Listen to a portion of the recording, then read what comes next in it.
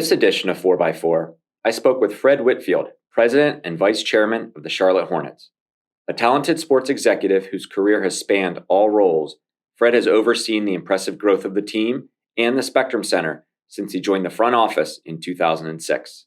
A consummate professional and dedicated philanthropist, we sat down at half court to learn more about his role, his thoughts on social justice issues and professional athletes, and more. All right. Well, thanks for joining me, Fred. I really appreciate your time. It's great to be here. I'm going to do my 4 questions, and then we got a surprise bonus question for you at the end. All right. First question. People understand that you oversee many moving parts in your role, but they picture it as glamorous. So what would surprise people about your job, things that you do in your day that maybe aren't quite as glamorous as people might think? That's a great question, Robert. You know, the thing that most people probably wouldn't realize about me and my role is that I have to make sure that everyone in this building feels important.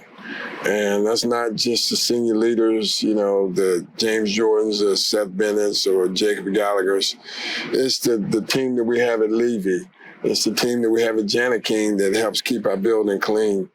It's, you know, all the people that make this run, our part-time employees that are ticket takers or ushers or they're on the elevators. It's really important to me, and most people probably wouldn't think that's important as a leader, that you really lift those people up as much as you do your senior leaders. But really the only way this thing runs the way it does, and you know, I hope you as a longtime season ticket holder can appreciate, you know, all the great work that our part-time employees do. And we've got 500 part-time employees. Right. You know, the work that Janet King does to keep our building clean, the work that the CRVA team does behind the house to switch our building over and have a concert one night, a basketball game the next night, and then Monster Jam the next night. Right. And what it takes. And so, you know, we as a senior leadership team, and actually it starts with Michael as our owner, you know, want to make sure that everybody in this organization feels like they're valued and they're very important. Most people wouldn't think that, you know, I or my senior leadership team would put that kind of value on, you know, people that are earning hourly wages to help us do our business. But they're the core of our business, and they're the core to any success we might have. And so that's probably something people wouldn't think that I'm focused on, but I don't pass one ticket taker, one usher, one elevator operator, one Janet King employee, one CRVA employee without speaking to them and telling them thank you, you know, for all that you do. Question number 2. So you're running a business to entertain, but your entertainers are human beings, regular people, just like me, you, and everybody else, right?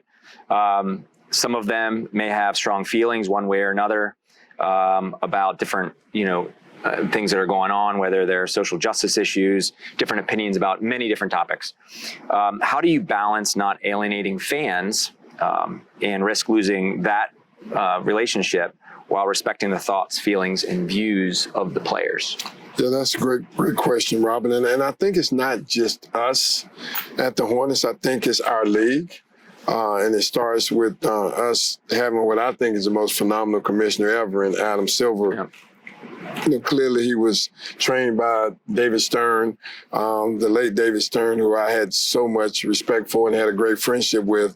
But our league stands for doing the right thing. It stands for diversity. It stands for inclusion.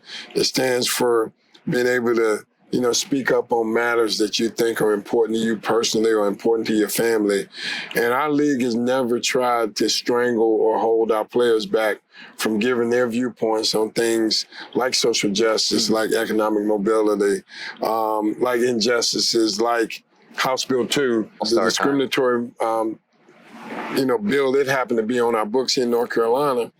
However, you know, when we're running a business, you know, the way I've sort of view it in the seat that I sit in is we probably have 40 to 45% of our fans are probably Democrat. Probably 40 to 45% of our fans are Republicans. You know, 8 to 10% are somewhere in the middle, moderates, I'll call them, or independents, whatever you want to call them. And you don't know who any of them are. You don't know who they represent. You don't know what they believe in. You know, you don't know what their religion is. You don't know how they vote. You don't know any of that, right? Mm-hmm. So the role I think our senior leadership team plays is we got to make this about a fun environment that's family friendly for everybody, where no one feels excluded. No race, no creed, no nationality, no sex. Feels like they're on a part of what we're doing. We want to be fully inclusive. But the last thing we want to do is not allow our players to have their own individual voices and be respectful in the way that they express themselves. And I think our league and the NBA Players Association has done a great job in really helping to educate our players on the power of their brands, individual brands, the power that their brand plays on whatever respective team they play for, how it has an impact on our league, how social media can either be very positive if used the right way, or become very negative if used the wrong way. And we've got great players, that are great people. The next question, you made a commencement address at Campbell University in the end of 2022. You told students that life is a team sport. What is one essential skill that all team members should have? I think understanding that you can't win anything alone. There are individual sports that, golf or tennis or pickleball, maybe, that you may be able to think you're winning alone.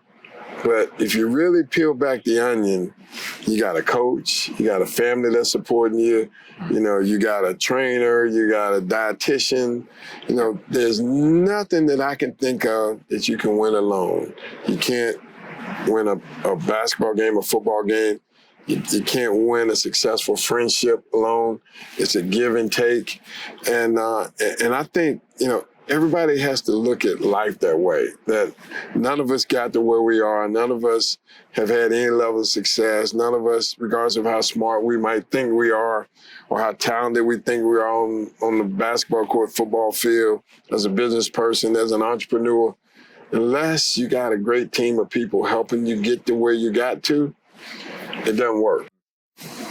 This question always interested me when I looked at it in advance. So you've worn many sports hats during your career, player, coach, agent, marketer, administrator. Which one do you think has been the most challenging and why? Most challenging? I'd say easily coming in here in 2006, July of 2006, as President and Chief Operating Officer of then the Bobcats.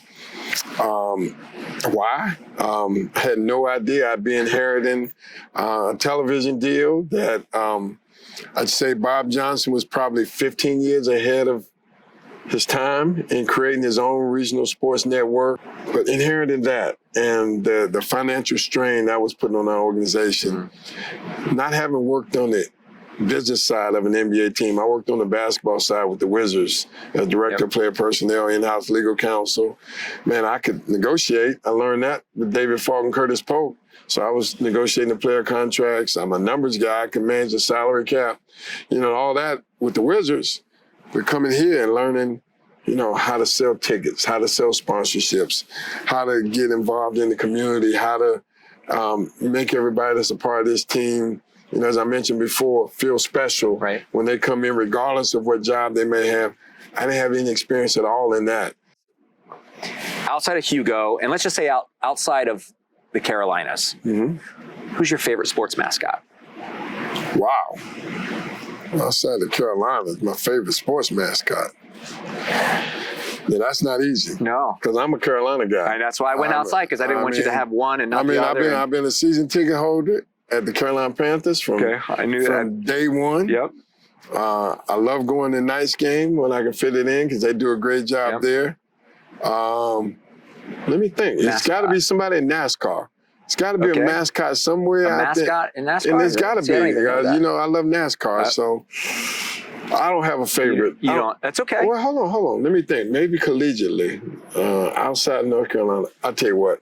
I'll say the Wolverines because Juwan Howard is one of my former clients, and I love Juwan. He's like a little brother, and I'm sure you sit outside North Carolina, so The Tar Heels can't be upset. That's why I gave you that out. Yeah, I gave you the out. The Dukies can't be upset. Yep. The Fighting Camels at Campbell can't be upset. right. This is all about Juwan and I. Okay. There How you much go. I love Juwan. So I'll say Wolverines. Okay. My favorite mascot. All right. Thank you, Well, sir. thank you. I appreciate you, Fred. Thanks for for allowing everything me you to do. do this with you.